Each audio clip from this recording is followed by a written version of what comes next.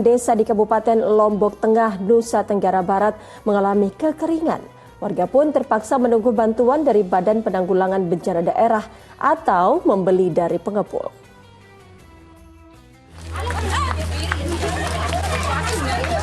Sambil berlarian membawa ember dan jerigen, ibu-ibu ini langsung menyerbu mobil tangki air milik Badan Penanggulangan Bencana Daerah atau BPBD Lombok Tengah yang datang ke desa mereka. Bahkan ada pula warga yang membawa gantong plastik sebagai wadah penampung air. Tak menyia-nyiakan, ibu-ibu ini langsung berebut air bersih yang didistribusikan secara gratis.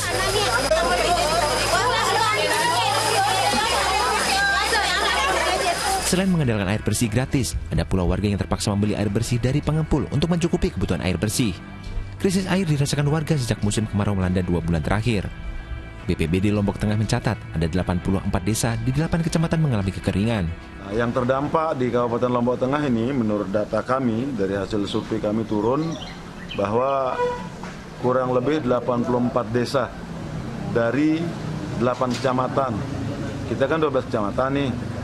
Nah, yang terdampak ini 8 kecamatan, jumlah desanya 84 kurang lebih. Hingga kini Pemkab Lombok Tengah belum menetapkan status siaga kekeringan. Pemerintah kabupaten pun meminta bantuan berbagai pihak, termasuk swasta, untuk bisa membantu memenuhi kebutuhan air bersih masyarakat. Riyadi Sulhi melaporkan dari Kabupaten Lombok Tengah, Nusa Tenggara Barat. Ya, kita berharap agar masalah kekeringan ini cepat berlalu karena air bersih begitu penting bagi kehidupan. Ustaz Arifin, dalam Islam kita mengenal salat istisqa atau salat minta hujan. Kapan salat ini harusnya dilakukan, Ustaz, dan bagaimana sejarahnya dan juga bagaimana tata caranya? Ya, kalau kapannya itu sejak zaman Rasul ini sudah pernah terjadi. Ketika sama terjadi seperti kita lah, ada musim kemarau yang berkepanjangan. Saat itu ada salah seorang umat yang mengadu kepada Rasul SAW, kami sudah hampir tidak tahan, mengatakan begitu, kami tidak tahan dengan cuaca yang semacam ini karena tanaman kami tidak tumbuh. Mohon baginda Rasul berdoa kepada Allah. Nah, Rasul kemudian berdoa dan melakukan sholat. Pertama-tama itu beliau melakukannya sendiri, tidak mengajak jamaah atau umat Islam. Tetapi kemudian beliau merasa perlu ini dilakukan secara berjamaah supaya orang-orang juga ikut bertanggung jawab, ikut memikirkan apa yang menjadi kepentingan bersama. Itu yang dilakukan oleh Rasulullah SAW. Nah, sehingga setelah itu tradisi ini menjadi sunnah setiap kali kita mengalami keadaan kemarau panjang yang mengancam tanaman, tumbuh-tumbuhan, hewan kita, itu kita disunahkan untuk melakukan sholat istisqa. Nah, sebelum melakukan sholat istisqa, Rasul SAW juga menganjurkan kepada kita semua saat itu, dan tentu berlaku buat kita, supaya kita melakukan puasa sunnah. Sunnah apa ya? Tentu puasa saja, sekedar kita puasa dalam rangka mendekatkan diri kepada Allah. Beberapa hari atau sehari sebelumnya puasa sunnah dengan tujuan atau dengan niat mendekatkan diri kepada Allah. Selain puasa, Rasul juga menganjurkan kepada kita untuk melakukan banyak-banyak amal yang saleh, gitu ya, perbuatan baik. Entah itu zikir, entah itu bersedekah, entah itu apa saja, pokoknya segala macam bentuk kebaikan upayakan kita lakukan.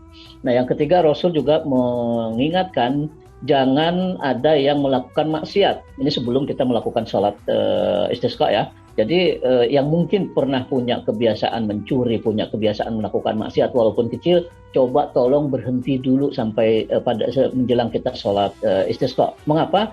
Karena boleh jadi hal-hal itulah ya, ada maksiat-maksiat itulah yang membuat Allah murka gitu. Allah marah sehingga tidak menurunkan hujan yang menyebabkan kekeringan berkepanjangan. Gitu. Jadi itu juga yang oleh ulama kemudian dijadikan pedoman ketika kita mau melakukan sholat istisqa. Tobat dulu, beristighfar banyak-banyak, lalu puasa sunnah, kemudian juga melakukan berbagai bentuk kebaikan dan meninggalkan kemaksiatan sekecil apapun. Nah, baru kira-kira setelah itu sudah kita lakukan, kita mulai melakukan sholat sunnah. Nah, sholatnya itu berjamaah, boleh di masjid, boleh di lapangan. Tetapi yang terpenting adalah sholatnya 2 rakaat sebagaimana sholat Jumat. Juga ada khutbahnya. Nah, hanya saja bedanya khutbahnya itu dilakukan setelah sholat. Kalau Jumat kan sebelum sholat, khutbah dulu baru sholat. Tapi kalau sholat istisqa itu seperti sholat Idul Fitri atau Idul Adha, sholat dulu baru ada khutbahnya. Nah, khutbahnya itu juga ulama mengatakan boleh 2 kali, seperti halnya dalam sholat Jumat, boleh juga khutbah 1 kali. Nah, yang terpenting dalam khutbah itu ada doa khusus minta hujan. Jangan sampai khutbah udah disampaikan panjang lebar, sholatnya sholat istisqa, khotibnya malah lupa baca doa khusus minta hujan itu.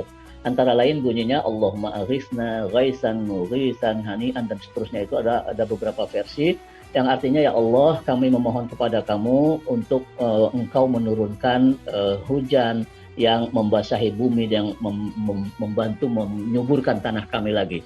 Nah, itu saya kira tata cara yang jangan sampai kita lupa ya. Puasa sunnah, kemudian hilangkan maksiat, kemudian lakukan kebaikan sebisa mungkin. Nah, baru lakukan sholat dengan berjamaah, dengan ada tata caranya itu dengan sholat dulu, baru khutbah 2 kali ataupun 1 kali. Silakan mau ikuti yang sekali, yang 2 kali sama saja. Dua-duanya ada sumbernya.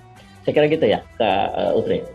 Baik Ustaz, jadi memang ada rangkaiannya Ustaz ya, tidak serta-merta ketika kita merasakan kekeringan langsung melakukan salat istisqa ini, tapi ada berbagai rangkaiannya dari mulai salat taubat dulu, kemudian beristighfar, berzikir, berpuasa sunnah, dan akhirnya dilanjutkan dengan salat istisqa itu. Dan jangan lupa doanya berarti ya Ustaz ya? Ya.